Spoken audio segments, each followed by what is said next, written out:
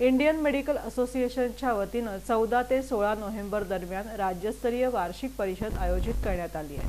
Indian medical असोसिएशनच्या महाराष्ट्र राज्य आणि सोलापूर शाखेच्या संयुक्त विद्यमानं दिनांक 14 ते 16 नोव्हेंबर रोजी सकाळी 9 ते सायंकाळी 5 वाजेपर्यंत दमाणीनगर येथील शुभम हॉस्पिटॅलिटी इथं राज्यस्तरीय वार्षिक परिषद आयोजित करण्यात आली आहे, अशी माहिती अध्यक्षा डॉक्टर मंजुषा शहा यांनी पत्रकार परिषदेत दिली। या पत्रकार परिषदेस डॉक्टर राजीव प्रधान, डॉक्टर प्रवीण नरोटे, डॉक्टर अर्चना खरे, प्रतिभा बलदवा, डॉक्टर विजय शिवपूजे, डॉक्टर मिलिंद शहा, डॉक्टर प्रवीण पटणे आदींची उपस्थिती होती। इंडियन मेडिकल असोसिएशन आणि स्टेट आणि Indian medical association Solapur branch यांच्या संयुक्त विद्यमाने इथे स्टेट कॉन्फरन्स शुभम हॉस्पिटॅलिटीमध्ये आयोजित केली आहे।